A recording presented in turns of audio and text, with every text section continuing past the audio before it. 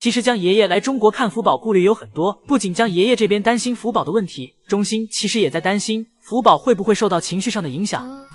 제가 중국에 다녀올 때 조금 걱정을 했던 부분이 아마 중국 쪽의 사육사나 관계자들도 그랬고 저희도 그랬고 조금 걱정을 했던 것이 혹시 적응을 하고 있는 후바오에게 뭔가 다시 교란 爷爷和中心方都考虑了很多，例如让江爷爷去房间近距离接触福宝，比如近距离跟福宝说说话，摸摸福宝，给福宝按摩一下。如果让福宝感受到这些，对江爷爷来说是好的，但江爷爷想到对于福宝来说可能会让他的情绪发生变化和混乱，发生一些无法预测的情况就不好了。所以为了将这些概率放到最低，江爷爷和中心最后决定等福宝下班，游客们都离开后自己再去观看。虽然只是非常简单的看了一眼，但江爷爷对于园区的特殊照顾也很是感激，而且自己还连着看了2次。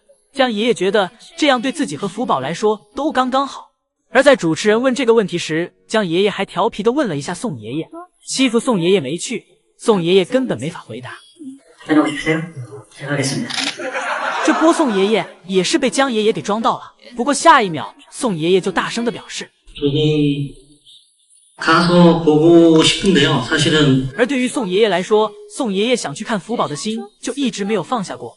宋爷爷对于福宝和韩国的姨姨们一样，都是从网上去了解，或是听江爷爷讲一些福宝的事情。对于宋爷爷这样的心情，江爷爷安慰宋爷爷，让宋爷爷去时要以平和的心态去看福宝。감독님의 그런 의견을 받아서 조금 편안한 마음으로 더 편안한 마음으로 가서 만나보고 싶은 생각은 있습니다. 올해는 넘지 않았으면 하는 바람이 있습니다. 毕竟宋3岁的情绪太脆弱，如果福宝没认出宋3岁来，宋3岁肯定会原地落泪。江爷爷是怕宋3岁丢人丢到国外。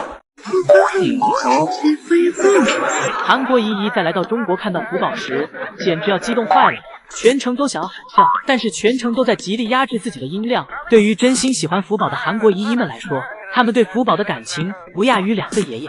在看到福宝将要停止演出时，他们眼角的泪水同样会忍不住的流下来。当福宝要回国时，还会自发组织队伍为福宝送别。现在得知福宝已经展出了，韩国的真爱粉姨姨们便想尽办法来到中国看望福宝。根据韩国近期旅游社表示，今年去中国旅游的出团数是往年的数倍不止。而很多韩国姨姨们来看福宝，也是因为看到福宝现在生活环境越来越好，福宝的精神状态更是每天都活力满满。不管什么时候来看福宝，福宝总是能够给人提供满满的情绪价值，不会让你感觉到疲劳。每天给姨姨们表演的爬树已然是每日的基本操作了。园区里这10几棵小树，福宝每天都可以换着爬。福宝抓着小树，依旧是一个兔子跳，蹦到树杈中。福宝爬树向来不考虑自己的体重和小树的承受能力，主打就是一个让自己先快乐。福宝在树上玩了一会儿，便又来到了小床上吃竹子。福宝掰竹子的方式越来越多样，福宝吃的竹子都是裂开的，因为这些都是奶爸给处理过的，就是为了方便福宝食用。福宝2只小手拿着竹子2侧，然后用力一拉，这样这根竹子从内而外的品质如何就可以一眼看出来了。福宝拿着竹子在手上转来转去，一会儿闻闻左边的，一会儿闻闻右边的。福宝考虑先吃哪一半，福宝挑选了一会儿，终于决定好了，打好自己选择好的那一半，从中间又一分为2。福宝表示竹子短一点，吃起来不累手。福宝这顿操作也算是福宝给姨姨们上了一节掰竹子的课。而福宝为了玩，每次竹子都不会吃很久，吃个差不多后，就迫不及待的来到自己的大草坪上蹦跳着寻常。福宝的状态总是这般让人看了怡情悦性。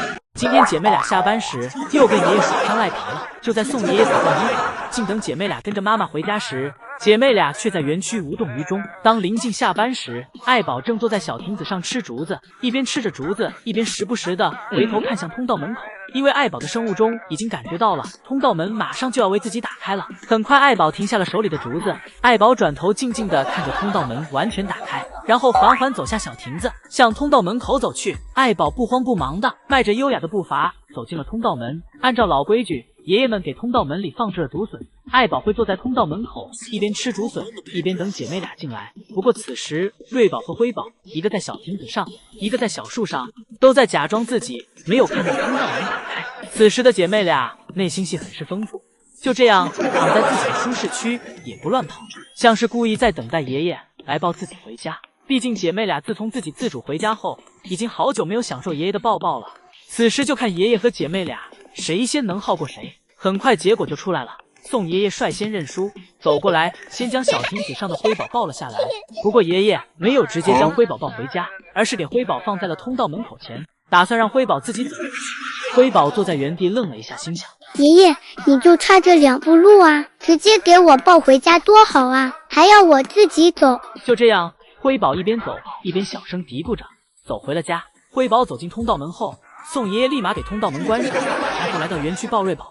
瑞宝这里又跟爷爷抗衡上了。瑞宝此时表现出了自己不想下树的样子，还趁爷爷把手放在自己嘴边时，一口咬了上去。瑞宝想让爷爷懂得放弃，但是今天宋3岁并不想认输，而瑞宝的这一口也没让宋3岁打消接瑞宝回家的念头。就在宋爷爷不断的努力下，终于给瑞宝推向树。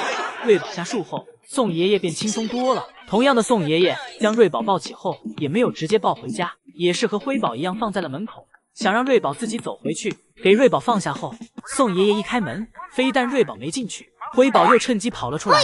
原来辉宝一直都在门口守着，没有往里走。姐妹俩就这样趁机跑回了园区。宋爷爷尴尬的再次走回园区，重新将姐妹俩放到了通道门口。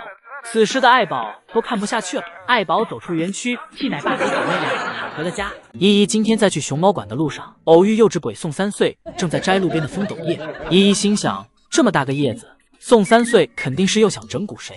刚好依依要去熊猫馆，便一路跟在了宋3岁的后面。等依依来到园区时，只见宋3岁悄悄绕到圣希阿姨身后，将风斗叶戴在了圣希阿姨的头上，都给一向社恐的圣希阿姨整害羞了。宋爷爷还问道，窗外的依依们有没有给圣希阿姨拍下来？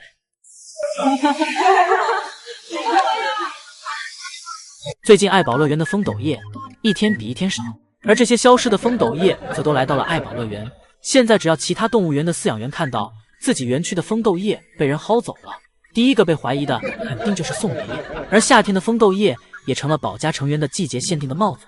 不过乐宝不喜欢，乐宝表示戴上后有点难。与风斗叶相比，乐宝更喜欢夏日里的大竹笋，而宝家的女士戴上则像是娇嘟嘟的小公主。早在以前，宋爷爷还会用大一点的叶子给福宝用竹子撑起来，用来充当太阳伞。福宝也很喜欢爷爷制作的风斗叶太阳伞，还会面朝风斗叶坐着，一边吃窝头一边仔细观赏。而宋3岁在严重时期，甚至还会给园区所有的大熊猫形象的东西都带上风斗叶，像是只要带上风斗叶就是宝家的一员了。在熊猫馆就没有宋3岁干不出来的事情。而最近圣希阿姨在宋3岁的影响下，也逐渐开始向宋3岁发展。在昨天，圣希阿姨用风斗叶放在瑞宝的小肚子上，充当起了餐盘。这下辉宝的小肚子更像是小餐桌了。在圣希阿姨往瑞宝小肚子上放置小零食时，瑞宝正忙着给妈妈的竹子剥皮，完全没有抵触依依这个行为的意思，反而看上去还挺享受的。